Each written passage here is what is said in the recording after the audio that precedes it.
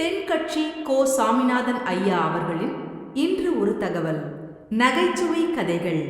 காலை நேரம், கடற்கரை ஓரம், காலை வீசிக்கிட்டு கையை வீசிக்கிட்டு ஏதோ சண்டைக்கு போகிற சிப்பாய் மாதிரி எல்லாரும் நடந்து போயிட்டுருக்குறாங்க. நடைப்பயிற்சி. அதில் நமக்கு தெரிஞ்ச ஒருத்தர் எதிரில் வந்தார் ரொம்ப வேகமாக. என்ன சார் வாக்கிங்கா அப்படின்னு கேட்டோம். அவரால் ஆமாம்னு பதில் சொல்ல முடியல, அவ்வளவு கஷ்டம். மூச்சு விடுறதுக்கே வாயை திறந்து மூடிக்கிட்டு இருக்கிறார். எங்கே பேசுறது? கொஞ்சம் நின்று நிதானித்து மூச்சு விட்டுட்டு அதுக்கப்புறம் சொன்னார் ஆமாம் அப்படின்னு. என்ன சார் இவ்வளவு வேகம்னோ?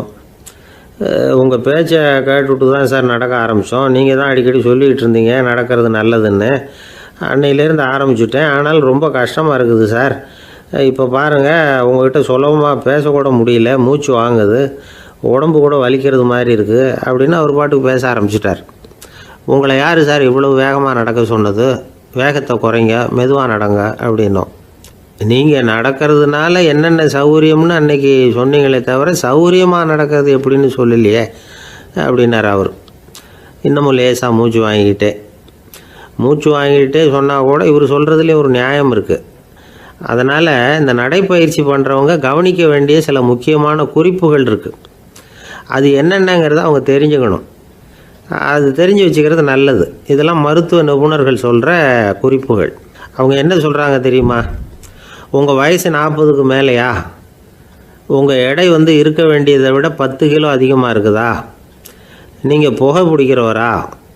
இதய நோய், இரத்த நாள நோய், உயர் இரத்த அழுத்தம் இப்படி ஏதாவது உங்களுக்கு உண்டா? அப்படின்னா நீங்கள் உங்கள் இஷ்டத்துக்கு வரிஞ்சு கட்டிக்கிட்டு நடைப்பயிற்சி பண்ண ஆரம்பிச்சிடாதீங்க. முதல்ல ஒரு மருத்துவ பரிசோதனை பண்ணிக்கோங்க, அதுதான் நல்லது அப்படின்னு அவங்க சொல்கிறாங்க. நடக்கிறப்போ, உடற்பயிற்சி செய்கிறப்போ மார்பு பகுதியில் அல்லது வேறு எங்கேயாவது தொடர்ந்து வலி இருந்ததுன்னா பயிற்சியை நிறுத்திவிட்டு டாக்டரை போய் பார்க்கணும். நடைப்பயிற்சி பண்ணுறப்போ உங்கள் சக்திக்கு தகுந்த மாதிரி மெதுவாக அதிக கஷ்டம் இல்லாமல் முன்னேறலாம். அங்கே என்ன போட்டியாக வைக்கிறாங்க? முந்திக்கிட்டு போய் என்ன பண்ண போகிறோம்? பரிசாக வாங்க போகிறோம்.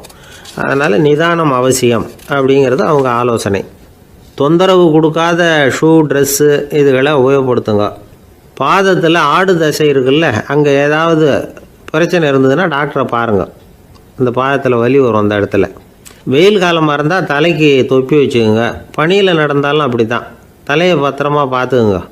நம்மக்கிட்ட ஏதோ கொஞ்சம் உருப்படியாக தெரியறது அது தானே. உடற்பயிற்சிக்கு முன்னாடி பின்னாடி பயிற்சி செய்கிறப்போ நிறைய தண்ணி குடிக்கலாமா. முதல் 1 மாதத்துக்கு கொஞ்சம் தளர்த்தியாக சாவகாசமாக நடக்கலாம். மணிக்கு 3 அல்லது 4 கிலோமீட்டர் வேகம்னு வச்சுங்களேன். அதுக்கப்புறம் வேகத்தை அதிகப்படுத்தலாம். மணிக்கு 6 அல்லது 8 கிலோமீட்டர் அளவுக்கு நடக்கலாம். நல்லா கையை வீசிக்கிட்டு நடக்கணும். மூச்சு விடுற எண்ணிக்கை அதிகரிக்கணும். இது மாதிரி ஒரு 30 நிமிஷம் நடக்கலாம். தனியாக நடந்து போகிறதுக்கு உங்களுக்கு என்னமோ மாதிரி இருக்குதா? கூட யாரையாவது சேர்த்துக்குங்க. ஒரு குரூப்பாக சேர்ந்து போகலாம். நடக்கிறதுங்கிறத ஒரு சந்தோஷமான சமாச்சாரமாக ஆக்கிக்கணும். தினம் இப்படி நடக்க வேண்டி இருக்குதே அப்படின்னு புலம்பிக்கிட்டே போகக்கூடாது. சில பேர் நடக்கிறப்போ கடந்த காலத்தை அசை போட்டுக்கிட்டே போவாங்க. சில பேர் வருங்காலத்தை அசை போட்டுக்கிட்டே போவாங்க. சில பேர் முக்கியமான திட்டம்லாம் இப்படி நடக்கிறப்போ தான் தீர்மானம் பண்ணுவாங்க. நடக்கிறதுனால மன இறுக்கம் குறையுது, பரபரப்பு குறையுது, மன ஆற்றல் பெருகுது, தன்னம்பிக்கை வளருது, முதுமை தள்ளி போகுது, செயல்திறன் அதிகரிக்குது. இதை தவிர உடம்புக்கும் பல விதமான சௌகரியங்கள் ஏற்படுது. அதனால் இது வரைக்கும் நடக்க ஆரம்பிக்காதவங்க இனிமேல் இந்த குறிப்புகளை கவனத்தில் வச்சுக்கிட்டு நடக்க ஆரம்பிச்சுடலாம். சார்லஸ் லேம்ப் அப்படின்னு ஆங்கில இலக்கிய மேதை ஒருத்தர். அவர் ஒரு தரம் உடம்பு சரியில்லைன்னு டாக்டர்கிட்ட போனாராம். டாக்டர் அவரை பார்த்துட்டு, நீங்கள் தினமும் காலையில் வெறும் வயத்தில் நடக்கணும் அப்படின்னாராம். வெறும் வயத்தில் நடக்கிறதுக்கு நான் தயார், ஆனால் வயிறு கிடைக்கணுமே சார். யார் வயத்து மேலே நடக்கிறது டாக்டர் அப்படின்னு கேட்டாராம் இவர். தானத்தில் சிறந்தது எது அப்படின்னு ஒரு கேள்வியை கேட்டு, தானத்தில் சிறந்தது நிதானம் அப்படின்னு அதுக்கு ஒரு பதிலும் சொல்கிறவங்க உண்டு. நிதானம் ரொம்ப அவசியம். அதுவும் இன்றைய உலகத்துக்கு ரொம்ப அவசியம். இன்றைக்கி உலகம் ரொம்ப பரபரப்பாக போய்கிட்டு இருக்குது. பொறுமையாக இருக்கணும்னு நினைக்கிறவங்களால கூட அப்படி இருக்க முடியறதில்ல. பொறுமையை சோதிக்கிறது மாதிரி பல சம்பவங்கள். அதையெல்லாம் சந்திச்சே தீர வேண்டியிருக்குது. எங்கே போனாலும் க்யூவில் நிற்க வேண்டியிருக்குது. எங்கே போனாலும் காத்துக்கிட்டு இருக்க வேண்டியிருக்கு. ஆஃபீஸ்லேயோ வீட்லேயோ கூட நீங்கள் நிதானமாக பொறுமையாக நடந்துக்க தெரியலன்னா உங்களுக்கு சிடுமூஞ்சி, முசுடு இப்படிலாம் பேர் வச்சுருவாங்க. அது உங்களுக்கு தேவையா? சரி, வாழ்க்கையில் பொறுமைசாலின்னு பேர் வாங்கிறதுக்கு என்ன வழி? முதல் பாயிண்ட், நீங்கள் நினைக்கிறது, எதிர்பார்க்கறது, செய்கிறது எல்லாமே 100% கரெக்டாக நடக்கணும்னு ஆசைப்படக்கூடாது. எதுவாக இருந்தாலும் அதில் ஓரளவுக்கு தவறு நடக்கலாம் அப்படிங்கிறத எதிர்பார்த்தே இருக்கணும். ஓரளவுக்கு அதை அனுமதிக்கணும். ஒரு நண்பரை 6 மணிக்கு ஒரு இடத்துக்கு வர சொல்லியிருக்கிறீங்க. 6 மணிக்கு அவர் வரலை. உடனே பொறுமை இழந்து நடந்துக்கக்கூடாது. ஒரு 10 நிமிஷம் டிலே ஆகலாம். ஒரு வர்ற வழியில் பஸ்ஸு கூட ஏதாவது டிராஃபிக்கில் மாட்டியிருக்கலாம். அதெல்லாம் எதிர்பார்த்தே கொஞ்சம் காத்திருக்கிறதுல ஒன்றும் தப்பு இல்லை. சில சமயம் டிலே ஆகிறது கூட நல்லதாக முடியும். ஒரு பஸ்ஸை தவற விட்டுட்டு ஐயோ கொஞ்சம் ஒரு 2 நிமிஷம் முன்னாடி வந்திருந்தா பிடிச்சிருக்கலாமே அப்படின்னு தவிச்சிக்கிட்டு இருப்பாங்க சில பேர். அடுத்தபடியாக வர்ற பஸ்ஸு நேரடியாக நீங்கள் போக வேண்டிய இடத்துக்கே கொண்டு போய் விடுற பஸ்ஸாக கூட இருக்கலாம். அது உங்களுக்கு முன்னாடி தெரியாதுல்ல. சில நெருக்கடியான சூழ்நிலைகளை தமாஷா எடுத்துக்கிறதுக்கு பழகிக்கணும். சில இடங்களுக்கு போகிறப்ப காத்திருக்கிறதுக்கு நம்ம மனசை தயார்படுத்திக்கிட்டே போகணும். ஒரு ரயிலுக்கோ பஸ்ஸுக்கோ அல்லது விமானத்துக்கோ கப்பல் பிரயாணத்துக்கோ போகிறப்போ அங்கே போய் நீங்கள் மணிக்கணக்கில் கூட காத்துக்கிட்டு தான் இருக்கணும். புறப்படுற நேரம் கூட மாறலாம். நீங்கள் போய் சேர்ந்ததும் அது உடனே புறப்படணும்னு கட்டாயமாக என்ன? அது மாதிரி சமயத்தில் படிக்கிறதுக்குன்னு சில சுவாரஸ்யமான புத்தகங்களையும் கையில் எடுத்துக்கலாம். உங்களை சுற்றி எவ்வளவோ சுவாரஸ்யமான சம்பவங்கள் நடந்துக்கிட்டு இருக்குதுல்ல, அதையெல்லாம் வேடிக்கை பாருங்கள். எதுக்காக காத்துக்கிட்டு இருக்கிறோமோ அந்த காரியத்தில் உண்மையாகவே நமக்கு ஒரு அக்கறை இருந்தால் நமக்கு போர் அடிக்காது. சில கோயில்களில் பார்த்துருப்பீங்க, தரிசனத்துக்காக பக்தர்கள் நாள் கணக்கில் காத்துக்கிட்டு இருப்பாங்க. அவங்களெலாம் அழுத்துக்கிறது இல்லை. ஆண்டவனை தரிசிக்கணுங்கிற உண்மையான அக்கறை இருக்கிறதுனால அவங்களுக்கு போர் அடிக்கிறது இல்லை. ஆனால் சில சினிமா தியேட்டரில் கூட பார்க்கலாமே, சினிமா கியூ கூட அப்படி தான். சாயந்தரம் 6 மணி ஆட்டத்துக்கு காலம்பரம் 6 மணிக்கே போய் கூட காத்துக்கிட்டு இருப்பாங்க. அவங்களுக்கெல்லாம் போர் அடிக்காது, படம் பார்க்குற ஆர்வம். இன்னொரு முக்கியமான விஷயத்தை நாம் பழக்கப்படுத்திக்கணும். லிவ் ஃபார் தி மூமெண்ட் அப்படிங்கிறாங்க நிபுணர்கள். ரொம்ப பேர் எப்படின்னா அடுத்தபடியாக நடக்க போகிற விஷயத்திலேயே கவனமாக இருப்பாங்க. அந்த நினைப்புலேயே இந்த நிமிஷத்தை பொறுமை இல்லாமல் கழிப்பாங்க. ஒருத்தர் இருக்கார், அவர் எப்படின்னா ஆஃபீஸ் முடியறதுக்குள்ளேயே சார் 5 மணிக்கெல்லாம் ரெடியாக இருங்க, நாம் அந்த ஹோட்டலில் போய் டிஃபன் சாப்பிட்ணும் அப்படின்னு 4 மணிலேருந்து சொல்லிகிட்டு இருப்பார்.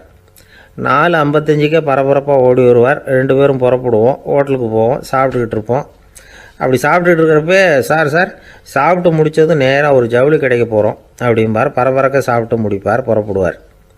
ஜவுளி கடையில் அவசரமாக சீக்கிரம் பில் போடுங்க சார், சினிமாவுக்கு நேரம் ஆகிடும்பார். சினிமா தியேட்டரில் உட்காந்து அடுத்தபடியாக எங்கே டின்னர் சாப்பிட்றதுன்னு யோசனை பண்ணிகிட்டு இருப்பார். ராத்திரி படுக்கையில் விழுந்ததுக்கு அப்புறமும் நாளைக்கு காலையில் எழுந்திரிச்சதும் அதை பண்ணணும் இதை பண்ணணும்னு திட்டம் போட்டுக்கிட்டே இருப்பார். அதாவது எப்போவும் அடுத்த நிமிஷம், அடுத்த நாள், அடுத்த வாரம், அடுத்த வருஷம், இதுதான் அவங்க சிந்தனை. இந்த நிமிஷம் என்ஜாய்மெண்ட்டை அவங்க இழந்துடுறாங்களாம். அதனால தான் வாழ்நாள் பூரா பொறுமையின்மை, அவஸ்தை, அல்லல். அதனால் நாம் எல்லோரும் வாழ்க்கையில் நிதானமாக இருக்கிறதுக்கு கற்றுக்கணுமா. அதுக்காக இந்த நிதானத்துக்கு வேறு விதமான அர்த்தம் பண்ணிக்கக்கூடாது. ஒருத்தர் அப்படித்தான் ஒரு தடவை அவருடைய குதிரை காணாமல் போயிட்டு தான். அதுக்காக அவர் கவலைப்படலை, நிம்மதியாக இருந்தார், சந்தோஷமாக இருந்தார். என்ன சார் இது, உங்கள் குதிரை திருட்டு போயிட்டுதுங்கிறீங்க, நீங்கள் கவலைப்படாமல் இருக்கிறீங்களே அப்படின்னு கேட்டாங்களாம். அதுக்கு அவர் சொல்லியிருக்கார், நல்ல வேளை சார், கட்டியிருந்த குதிரை காணாமல் போயிருக்குது. நான் அது மேலே உட்காந்துருக்கிற சமயம் அது காணாமல் போயிருந்ததுன்னா, திருட்டு போயிருந்ததுன்னா நானும் சேர்ந்தில் காணாமல் போயிருப்பேன் அப்படின்னாராம். எவ்வளவு நிதானமான ஆள் பாருங்க. ஒரு ஊரில் ஒரு மன்னர் இருந்தார். ஒரு நாள் அவருடைய அரசவைக்கு ஒரு ஓவியன் வந்தான். அவன் சீனா தேசத்திலிருந்து வந்தவன், தாவோ சிந்தனையாளன். அவன் அங்கே மன்னர் முன்னாடி நிற்கிறான். யாரும் செய்ய முடியாத ஒரு காரியத்தை என்னால் செய்ய முடியும்னா. இவன் இப்படி சொன்னதை கேட்டதும் ஏற்கனவே அங்கே இருந்த அரசவை ஓவியன் ஒருத்தனுக்கு கோபம் வந்துட்டுது. இதோ பாரு, இப்படிலாம் பேசக்கூடாது, நான் வேணும்னா உன்னுடைய சவாலை ஏற்றுக்கிறேன் அப்படின்னா. நாம் 2 பேரும் ஓவியம் தீட்டுவோம், அதை பார்த்துட்டு நம்ம 2 பேரில் யார் சிறந்த ஓவியன் அப்படிங்கிறத மன்னரே தீர்மானம் செய்யட்டும், என்ன சொல்கிற அப்படின்னு கேட்டான் அவன். அவனும் சரின்னு ஒத்துக்கிட்டான். போட்டி ஆரம்பமாச்சு. அரசர் அவங்களுக்கு 2 சுவர்களை ஒதுக்கி கொடுத்தார்.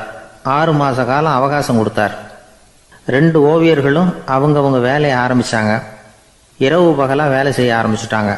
6 மாதம் முடிஞ்சது. அரசர் பார்த்தார். முதல்ல தன்னுடைய அரசவை ஓவியர் தீட்டியிருந்த ஓவியத்தை பார்த்தார். ரொம்ப பிரமாதமாக இருந்தது, பாராட்டினார்.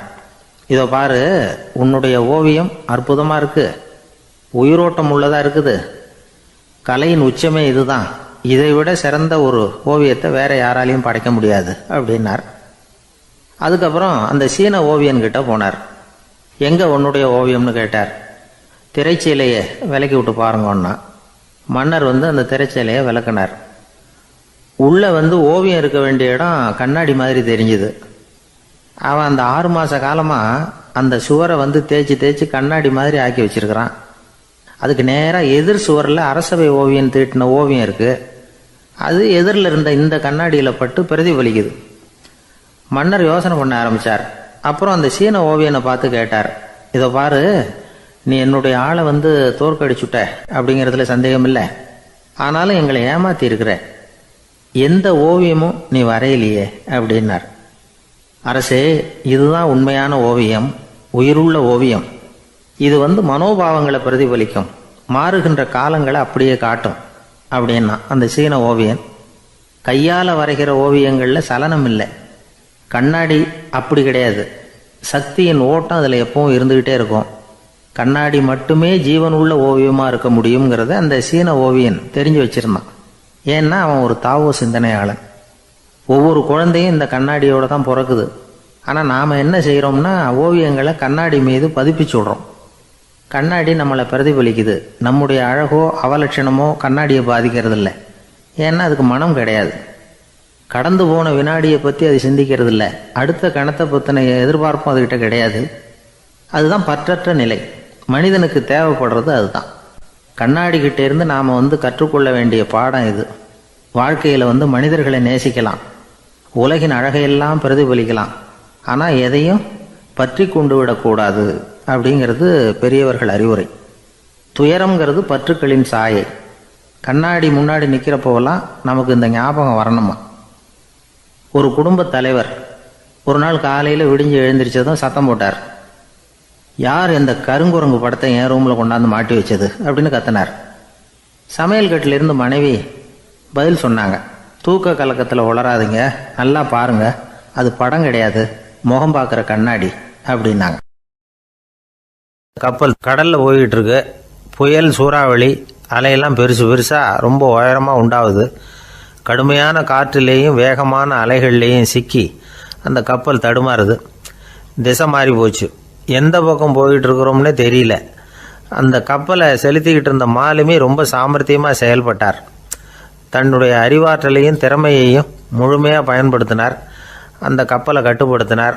மெதுவாக அந்த சூறாவளியிலிருந்து கப்பலை காப்பாற்றி கரைக்கு கொண்டுட்டு சேர்த்துட்டார். மாலுமின்னு ஒருத்தர் இருந்ததுனால அந்த மரக்கலம் காப்பாற்றப்பட்டது.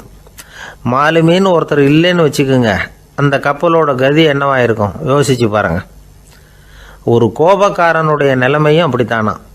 கோபக்காரன்கிறவன் ஒரு மாலுமி இல்லாத மரக்கலம் அப்படிங்கிறார் நபிகள் நாயகம். கொந்தளிக்கிற கடலில் கொடுமையான அலைகளின் உச்சியில் அல்லல் படுகிற மரக்கலத்தை விட மோசமானது கோபக்காரனின் நிலைமை அப்படிங்கிறது அவருடைய கருத்து. அது மாதிரி இதுன்னு சொல்லலை, அதை விட மோசம் இது அப்படிங்கிறார். ஏன் தெரியுமா?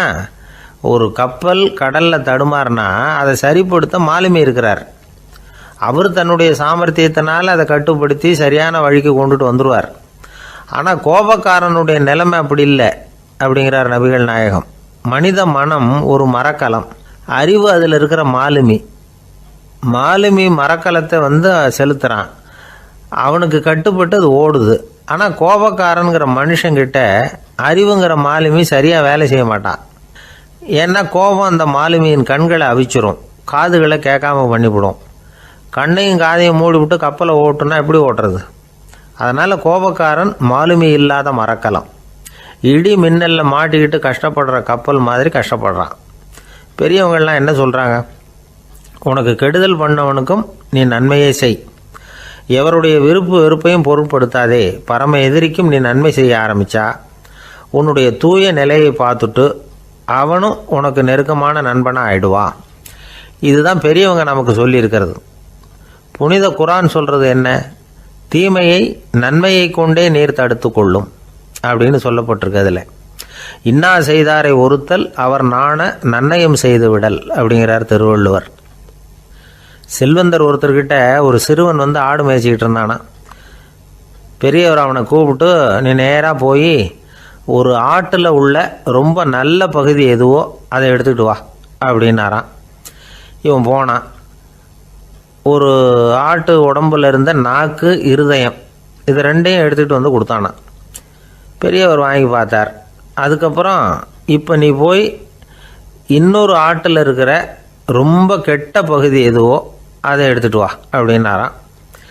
இவன் போய் எடுத்துகிட்டு வந்தான். அவன் கையில் இருந்தது மறுபடியும் அதே மாதிரி நாக்கு, இருதயம், இது ரெண்டும் தான். என்னது இப்பவும் அதையே கொண்டுட்டு வந்திருக்கிற அப்படின்னாராம் பெரியவர். இவன் சொன்னானா, ஒரு உடம்பில் உள்ள ரொம்ப நல்ல பொருளும் இதுதான், ரொம்ப கெட்ட பொருளும் இதுதான் அப்படின்னானா. இளம் வயசில் இப்படி பதில் சொன்னவர் தான் பேரறிஞர் லுக்மானுல் ஹக்கீம் அவர்கள். கோபப்படாமல் இருந்தால் இது ரெண்டும் நல்லா வேலை செய்யும், கோபப்பட்டால் இது ரெண்டும் மோசமாக வேலை செய்யும். அதை புரிஞ்சுக்கிறதுக்காக தான் இன்றைக்கி இந்த தகவல். கோபம் வந்துட்டால் நாம் என்ன செய்கிறோங்கிறது நமக்கே தெரியாது. ஒருத்தர் டாக்டர்கிட்ட போனார் அவசரமாக. டாக்டர், எனக்கு இப்போ கடுமையான கோப வெறி, எனக்கு கண்ணு மண்ணு ஒன்றும் புரியல, உடனடியாக அதை கட்டுப்படுத்தணும், உடனே இதுக்கு ஏதாவது ஒரு மாத்திரை கொடுங்க ப்ளீஸ் அப்படின்னார். அந்த டாக்டரும் உடனே ஒரு மாத்திரையை கொடுத்து இதை உடனே போடுங்க, நான் தண்ணி கொண்டுகிட்டு வரேன்னு உள்ளே போனார். தண்ணியோடு திரும்பி வந்தார். இவர் சொன்னார், டாக்டர், நீங்கள் கொடுத்த மாத்திரை ரொம்ப பெருசாக இருந்தது, இருந்தாலும் கஷ்டப்பட்டு முழுங்கிட்டேன்னார். டாக்டர் சந்தேகத்தோடு மேசையை பார்க்குறார். பார்த்தா மாத்திரை அங்கேயே இருக்குது, பேப்பர் வெயிட்டை காணலை. அர்ஜுனன் கேட்ட கேள்விக்கெல்லாம் பகவான் கண்ணன் வந்து பதில் சொன்னார். அதுக்கு பேர் பகவத்கீதை. அதே மாதிரி உத்தவன் கேட்ட கேள்விக்கும் அவர் பதில் சொல்லியிருக்கிறார். அதுக்கு என்ன பேருனா உத்தவ கீதைன்னு பேர். அது சரி, உத்தவன்னா யார்? கண்ணனுக்கு சின்ன வயசுலேருந்தே தேர் ஓட்டிக்கிட்டு இருந்தவன் அவன் தான். குருஷேத்திர போர் முடிஞ்சது. அதர்மத்தை அழித்து தர்மத்தை நிலைநாட்டி தர்மனுக்கு முடிச்சு விட்டினார் கண்ணபிரான். அதுக்கப்புறம் துவாரகைக்கு திரும்பினார். தான் வந்த காரியம் முடிஞ்சது. அதனால் இளமையிலிருந்தே தனக்கு தேரோட்டியாக இருந்து வந்த உத்தவனை கூப்பிட்டார். இதை பாருப்பா, உனக்கு வேணுங்கிறத கேளுன்னார். அவன் தனக்குன்னு எதையும் கேட்குறதுக்கு ஆசைப்படலை. இருந்தாலும் கேள்வி கேட்குறதில்ல அவன் ரொம்ப கெட்டிக்காரன். அதனால் கேட்க ஆரம்பித்தான். பரந்தாமா, ராஜசூய யாகத்துக்கு தர்மனை கூப்பிட்டு தன்னுடைய அரண்மனையில் விருந்து வச்சான் துரியோதனை. அதுக்கப்புறம் சூதாட்டத்துக்கு கூப்பிட்டான். தர்மன் வந்து தோல்வி அடைகிற மாதிரி பண்ணிவிட்டான். நீங்கள் தான் முக்காலமும் உணர்ந்தவராச்சே, சூதாட்டத்தில் தர்மர் ஜெயிக்கிறது மாதிரி பண்ணியிருக்கக்கூடாதா? இந்த பகடைக்காயை உருட்டுறப்போ நீங்கள் எதிர்பார்த்தது விழற மாதிரி பண்ணியிருக்கலாமே. சரி, அதுதான் இல்லை. வேடிக்கை பார்த்துக்கிட்டு இருந்த பீமன், அர்ஜுனன், நகுலன், சகாதேவன் இவங்களையும் பணையம் வச்சு ஆடுறப்போவாவது காப்பாற்றிருக்கலாம். அதையும் நீங்கள் செய்யலை. பாவம் அந்த அவல பொண்ணு, ஒன்றும் புரியாத ஒன்றும் தெரியாத அந்த உன்னுடைய சகோதரி திரௌபதி, அந்த பொண்ணை வந்து துச்சாதனன் இழுத்துக்கிட்டு வந்து துகில் உரிகிற கட்டத்தில் காப்பாற்றினியே. இது நியாயமா, முறையா, அறமா? இதுதான் உத்தவன் கேட்ட கேள்வி. இதுக்கு பரந்தாமன் பதில் சொல்கிறார். அப்படி கேள் உத்தவா, தருமனை வந்து துரியோதனன் வந்து சூதாட அழைக்கும் பொழுது என்ன சொன்னான் தெரியுமா? நான் பணையம் வைக்கிறேன், எனக்கு பதிலாக என்னுடைய மாமன் சகுனி பகடைக்காய்களை உருட்டுவான்னு சொன்னான். உடனே தருமன், எனக்கு பதிலாக என்னுடைய மைத்துனன் கண்ணன் வந்து பகடைக்காய்களை உருட்டுவான்னு சொல்லியிருக்கலாமே.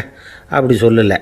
என்ன செஞ்சான் தெரியுமா? துரியோதனன் கூட சூதாட்டத்துக்கு சம்மதிச்சிட்டோம், கடவுளே இது என்னுடைய மைத்துனன் கண்ணபிரானுக்கு தெரியக்கூடாது அப்படின்னு வேண்டிக்கிட்டான். இதனால் தருமன் வந்து எனக்கு வந்து மனசால் தடை போட்டுட்டான். அதனால் அரண்மனைக்கு வெளியிலேயே என்னை கூப்பிடுவாங்கன்னு நான் காத்துக்கிட்டு இருந்தேன். பீமன், அர்ஜுனன், நகுலன், சகாதேவன், திரௌபதி இவங்களை பணையம் வச்சு ஆடுறப்போவாவது கூப்பிடுவாங்கன்னு பார்த்தேன். அப்பவும் அவங்க என்னை கூப்பிடல, நினைக்கல. திரௌபதியை வந்து துச்சாதனன் கூந்தலை பிடிச்சி இழுக்கிறான். அப்போ கூட அவள் தன்னுடைய உடல் பலத்தால் தடுக்கிறதுக்கு முயற்சி பண்ணாலே தவிர என்ன நினைக்கல.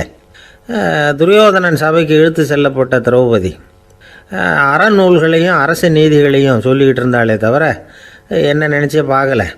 துகில் உரிகிற கட்டத்தில் தான் ஹரி ஹரி கண்ணா பரந்தாமன்னு கூப்பிட்டா. அதனால தான் அப்போ போய் நான் காப்பாற்றினேன் அப்படின்னா பரந்தாமன்.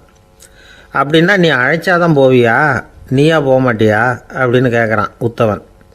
ஆமாம், நான் கூப்பிட்டா தான் போவேன். மனிதர்கள் செய்யக்கூடிய செயல்களையெல்லாம் அவங்கவுங்க போக்கிலேயே விட்டுட்டு வேடிக்கை பார்த்துக்கிட்டு இருப்பேன். நான் குறுக்கிட்டு வந்து ஒன்றுமே செய்ய மாட்டேன் அப்படின்னா பரந்தாமன். மனுஷன் தவறு பண்ணுனா திருத்த மாட்டியா, சும்மா பார்த்துக்கிட்டு தான் உட்காந்துருப்பியா அப்படின்னு கேட்குறான் உத்தவன். நான் மனுஷனுடைய உள்ளத்தில் இருக்கிறப்போ என் எதிரில் மனுஷன் தவறு பண்ண மாட்டான் அப்படின்னு ஆனால் கண்ணன்.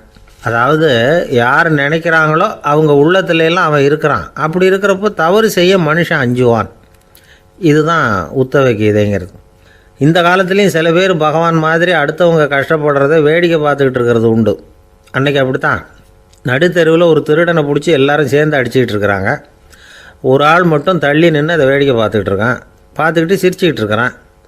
என்ன சார் இது, பாவம் அந்த ஆளை போட்டு அப்படி அடிக்கிறாங்களே அப்படின்னும். அடிக்கட்டும் சார், அவன் அடி வாங்க வேண்டிய ஆள் தான் அப்படின்னா அவன். ஏன் சார் அப்படி சொல்கிறீங்க அப்படின்னு கேட்டோம். பின்ன என்ன சார், நான் ஒருத்தர் பையில் இருந்த பர்ஸை எடுக்கிறதுக்கு முயற்சி பண்ணிக்கிட்டு இருந்தேன். அதுக்குள்ளே அவன் முந்திக்கிட்டு அபேஸ் பண்ணிவிட்டான். பர்ஸை அவன் எடுத்துட்டான். பார்க்குறதுன்னா எடுக்கிறது அவனா?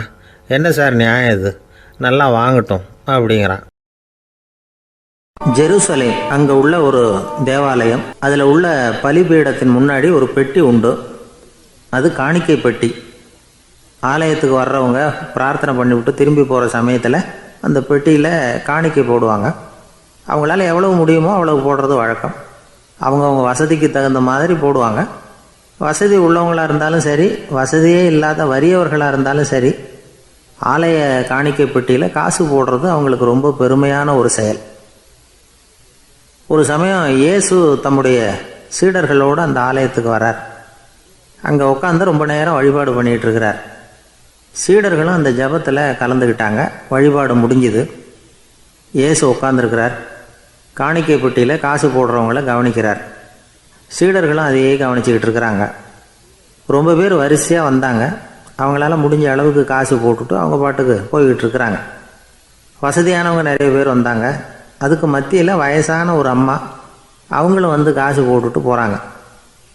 இப்போ இயேசு தன்னுடைய சீடர்கள் பக்கம் திரும்பினார். ஒரு கேள்வி கேட்டார். இப்போ இந்த காணிக்கை பெட்டியில் நிறைய பேர் வந்து காசு போட்டுட்டு போகிறத நீங்கள் கவனிச்சிங்க.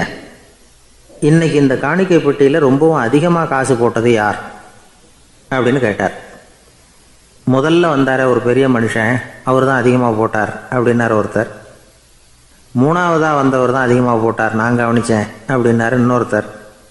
இப்படி ஆளுக்கு ஒரு விதமாக சொல்கிறாங்க. கடைசியாக இயேசு சொன்னாராம், இன்றைக்கு அந்த பெட்டியில் அதிகமாக காசு போட்டவங்க அந்த வயசான அம்மா தான் அப்படின்னாராம். சீடர்களுக்கு ஒன்றும் புரியல. அந்த அம்மா ரொம்பவும் ஏழையாச்சே, அவங்க எப்படி அதிகமாக காணிக்கை செலுத்த முடியும் அப்படிங்கிறது அவங்க சந்தேகம். இயேசு விளக்குனார்.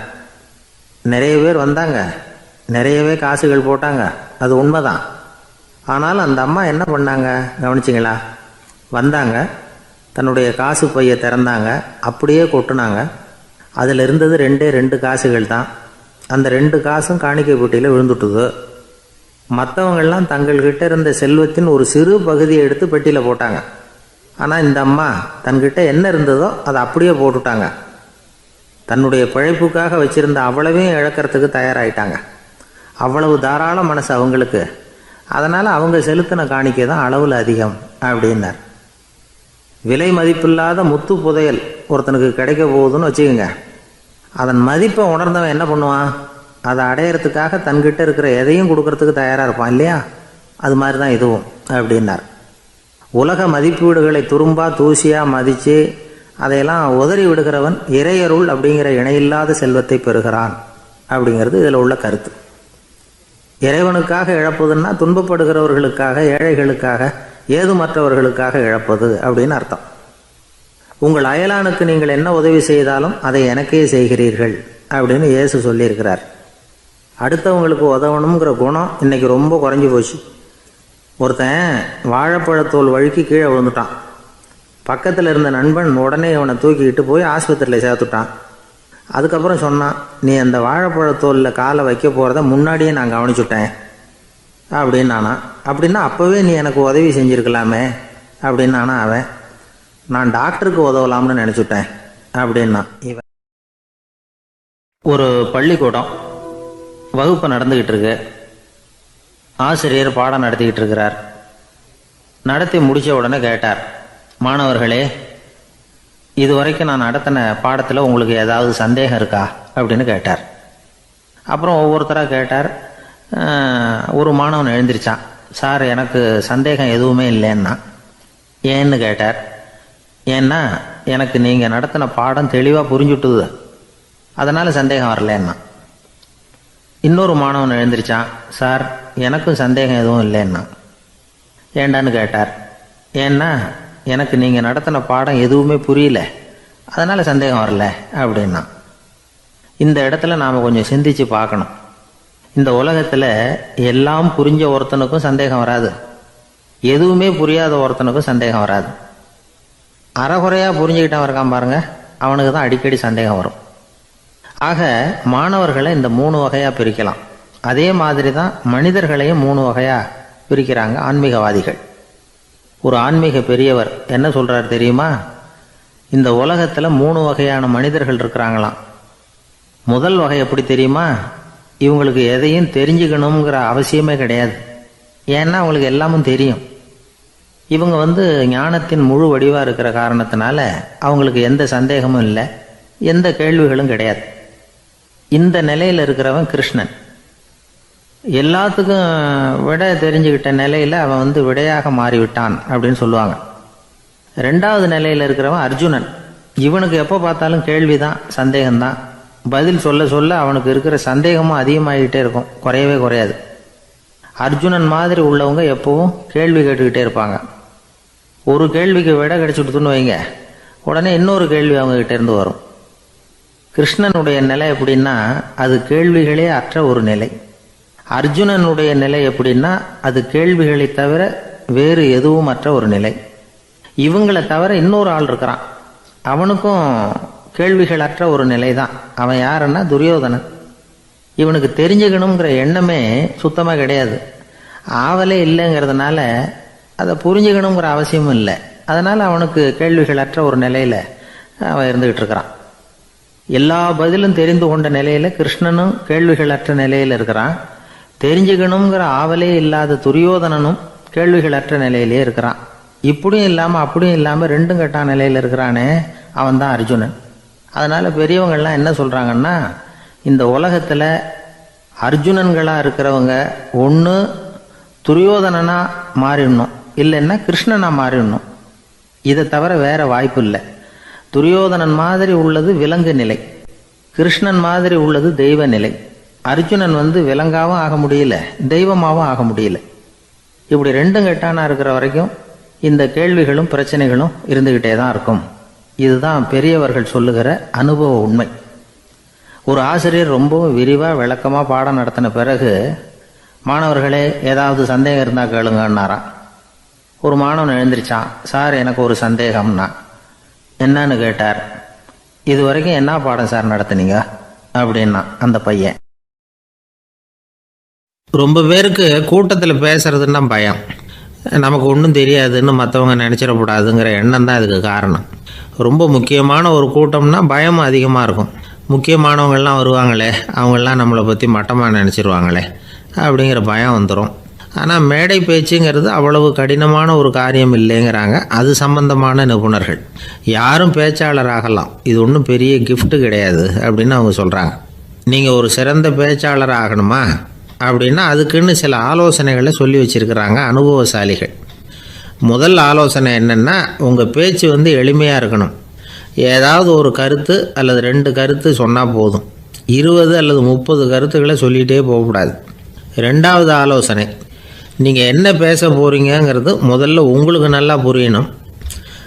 அதுக்கப்புறம் தான் அதை அடுத்தவங்களுக்கு புரிய வைக்க முடியும். எப்படி ஆரம்பிக்க போகிறோம், எந்த கருத்தை முக்கியமாக வலியுறுத்த போகிறோம், எப்படி முடிக்க போகிறோம் அப்படிங்கிறத முதல்ல நல்லா சிந்தித்து மனசில் வச்சுக்கணும். கடைசியாக என்ன சொல்கிறீங்களோ அதுதான் கேட்குறவங்க மனசில் நிற்கும். 3வது ஆலோசனை என்னென்னா, உங்கள் பேச்சு சுருக்கமாக இருக்கணும். ஒரு 15 நிமிஷம் பேசுகிறது ரொம்ப பொருத்தம். மணிக்கணக்கில் பேசிக்கிட்டு இருக்கிறது நல்லதில்லை. 4வது ஆலோசனை, நீங்கள் பேசுகிறது உண்மையாக இருக்கணும். உங்களுக்கு உண்மையான அனுபவங்கள் இருக்கும், அதை சொல்லலாம். உங்களுடைய உண்மையான அனுபவங்களை மற்றவங்களோட பகிர்ந்துக்கணும், அதுதான் முக்கியம். 5வது ஆலோசனை, ஆரம்பத்தில் கொஞ்ச நேரம் உங்களை பற்றியும் எதிரில் உள்ளவங்களை பற்றியும் சம்மந்தப்படுத்தி ஏதாவது பேசி ஒரு நெருக்கத்தை ஏற்படுத்திக்கணும். ஒவ்வொருத்தரும் இப்போ இவர் பேச போகிறது நம்ம சம்மந்தப்பட்டது அப்படின்னு நினைக்க ஆரம்பிச்சிருவாங்கல்ல, அதுக்கப்புறம் அவங்க கேட்க தயாராகிட்டாங்கன்னு அர்த்தம். எதிரில் உட்காந்துருக்கிற கூட்டத்திலேருந்து 3 பேரை தேர்ந்தெடுங்க. அதாவது வலது பக்கம் ஒருத்தர், நடுவில் ஒருத்தர், இடது பக்கம் ஒருத்தர். அதாவது உங்களை ரொம்ப கனிவாகவும் ஆர்வமாகவும் பார்க்குறவராக பார்த்து தேர்ந்தெடுத்துங்க. மனசுக்குள்ளே நீங்கள் பேசும்பொழுது என்ன பண்ணணும்னா, இவங்களை நேருக்கு நேராக மாறி மாறி பார்த்துக்கிட்டே பேசுனீங்கன்னா நீங்கள் ஏதோ ஒட்டுமொத்த கூட்டத்தையும் பார்த்து பேசுகிறதாக ஒரு உணர்வு அது ஏற்படுத்திவிடும். 6வது ஆலோசனை என்னென்னா, சொற்பொழிவுன்னா நீங்கள் பேசணும், படிக்கக்கூடாது. எழுதி படிக்கிறது நல்லா இருக்காது. குறிப்புகள் வேணும்னா வச்சுக்கலாம். படிக்கிறது பேப்பர்லேருந்து வர்றது மாதிரி இருக்கும், பேசுகிறது இதயத்திலேருந்து வர்றது மாதிரி இருக்கும். அப்புறம் 7வது ஆலோசனை சொல்கிறாங்க. அது என்னென்னா, மேடையில் ஏறி நின்ன உடனே இயல்பாக மூச்சை இழுத்து விட்டுங்க, இயல்பு நிலைக்கு வாங்க, அதுக்கப்புறம் இயல்பாக பேச ஆரம்பிக்கலாம் அப்படிங்கிறாங்க. இவ்வளவும் பேச்சு கலையில் வல்லுநர்களாக இருக்கிறவங்க சொல்லுகிற ஆலோசனைகள். இதையெல்லாம் கடைபிடிச்சா நமக்கும் அதுக்கும் வெகு தூரம்னு நினச்சிக்கிட்டு இருந்த ஒன்று இப்போ கிட்டத்தில் நெருங்கி வந்துடும். நாம் சொல்கிறபடியெல்லாம் அது கேட்கும். ஒரு பேச்சாளர், அவருக்கு சுருக்கமாகவே பேச தெரியாது. மேடையில் ஏற்றி விட்டுவிட்டா போதும், ஆரம்பிச்சிருவார், நிறுத்த மாட்டார், பேசிக்கிட்டே இருப்பார். ஒரு தடவை அவர் ஒரு கூட்டத்தில் ரொம்ப நேரம் பேசிக்கிட்டே இருக்கிறார். எதிரில் பொறுமை இழந்த ஒருத்தர் தன்னுடைய கை கடிகாரத்தை காட்டினார். அதை கவனித்த பேச்சாளர், மன்னிக்கணும், கை கடிகாரம் நான் கொண்டுகிட்டு வர மறந்துட்டேன், அதுதான் நேரம் போனதே தெரியல அப்படின்னு சொல்லியிருக்கிறார். இதுக்கு அவர் சொன்னாராம் கோபமாக, ஏய்யா கடிகாரத்தை தான் பார்க்க முடியல, மறந்துட்டேன், பக்கத்தில் மாட்டியிருக்கிற கேலண்டரையாவது பார்க்கக்கூடாதா அப்படின்னாராம். ஒரு ஊரில் ஒரு சித்தர் இருந்தார், சூஃபி சித்தர். அவர் ஞானம் பெற்ற ஒரு சித்தர். ஒரு நாள் அந்த நாட்டு மன்னன் அவரை பார்க்கறதுக்காக வந்தான். என்ன வேணும் உனக்குன்னு கேட்டார். நான் கடவுளை பார்க்கணும், அதுக்கு நீங்கள் தான் உதவி பண்ணணும் அப்படின்னா அவன். சித்தர் கொஞ்சம் யோசனை பண்ணார். சரி, போயிட்டு நாளைக்கு வாடினார். அதே மாதிரி மன்னன் போயிட்டு அடுத்த நாள் வந்தான். இங்கே நீ என்னோட ஒரு வாரம் தங்கியிருக்க வேண்டியிருக்கும்னார். சரின்னா ஒரு பிச்சை பாத்திரத்தை தூக்கி கையில் கொடுத்தார். அவனுக்கு ஒன்றும் புரியல, இருந்தாலும் வாங்கிக்கிட்டான். வாங்கிக்கிட்டு இதை என்ன செய்யணும் அப்படின்னு கேட்டான். இதை ஒன்றும் செய்ய வேணாம், இதை எடுத்துக்கிட்டு பக்கத்தில் உள்ள கிராமங்களுக்கு போ, வீடு வீடாக பிச்சை எடுத்துக்கிட்டு வா, அப்படி வந்த பிறகு தான் உனக்கு சாப்பாடும் ஓய்வும் கிடைக்கும். ஒரு வாரம் இப்படி செய், அதுக்கப்புறம் 8வது நாள் நாம் கடவுளை பற்றி யோசிக்கலாம் அப்படின்னார். இப்படி இவர் சொன்னதை கேட்டதும் அந்த அரசனுக்கு அதிர்ச்சி ஆயிட்டுது. ஒரு மாதிரி ஆயிட்டான். தன்னுடைய சொந்த நாட்டில் சொந்த குடிமக்கள்கிட்ட போய் பிச்சை எடுக்கிறதா அப்படின்னு யோசனை பண்ணி பார்த்தான். அதுக்கப்புறம் மெதுவாக அவன் அந்த சித்தரை பார்த்தான். ஐயா, சொந்த நாட்டிலேயே பிச்சை எடுக்கிறதுன்னா எனக்கு ஒரு மாதிரியாக இருக்குது, வெக்கமாக இருக்குது, நான் வேணும்னா வெளி தேசத்தில் எங்கேயாவது போய் பிச்சை எடுக்கவா அப்படின்னு கேட்டான். இதுக்கு அந்த சித்தர் ஒரு சம்மதிக்கலை. இதை பாரு, உன்னால் பிச்சை எடுக்க முடியலன்னா பேசாமல் திரும்பி அரண்மனைக்கே போயிடு, அதுக்கப்புறம் கடவுளை பற்றியெல்லாம் பேசுகிறதுக்கு என்னை தேடிட்டு வரக்கூடாது அப்படின்னு விட்டார். மன்னன் தயங்கினான். இருந்தாலும் மனசை சரி பண்ணிட்டு சம்மதிச்சான். சரிங்க, ஒரு வாரம் இங்கே தங்குறேன், நீங்கள் சொல்கிறது மாதிரி பக்கத்து கிராமங்களுக்கு போகிறேன், வீடு வீடாக பிச்சை எடுக்கிறேன், வர்றேன் அப்படின்னா. ஒரு வாரம் தெரு தெருவாக பிச்சை பாத்திரத்தோடு அலைஞ்சான். சொந்த ஊரில் சொந்த குடிமக்கள்கிட்ட பிச்சை எடுத்தான். 7 நாள் முடிஞ்சுது. 8வது நாள் அந்த சித்தர் மன்னனை கூப்பிட்டார். இப்படி வாழ்னார், வந்தான். இனிமே நீ கடவுளை பற்றி என்கிட்ட கேட்கலாம்னார். இனிமே கேட்கறதுக்கு ஒன்றுமே இல்லை சுவாமின்னா இவன். ஒரு வார காலம் பிச்சை எடுத்த பிறகு தான் கடவுளை காண முடியும் அப்படின்னு நான் கனவு கூட காணவில்லைன்னா. அப்படின்னா நீ பிச்சை எடுத்த காலத்தில் அப்படி என்னதான் நடந்தது அப்படின்னு கேட்டார் அவர். சுவாமி, ஒரு வார காலம் பிச்சை எடுத்ததில் என்னுடைய ஆணவம் அழிஞ்சுட்டுது, அது இப்போ இருக்கிற இடமே தெரியல, இப்போ அதை காணவே காணோம். பிச்சைக்காரனாக இருந்தப்போ பெற்றதை மன்னனாக இருக்கும்போது பெற முடியாதுங்கிறத புரிஞ்சுக்கிட்டேன் அப்படின்னா மன்னன். அடக்கம் பிறந்தவுடன் தெய்வீக கதவுகள் திறந்து கொள்ளுகின்றன அப்படிங்கிறார் ஓஷோ. நம்மால் ஒருத்தன் ஆணவம் அழியணுங்கிறதுக்காக ஒரு திருவோட்டை எடுத்துக்கிட்டு தெரு தெருவாக பிச்சை எடுக்க ஆரம்பித்தான்.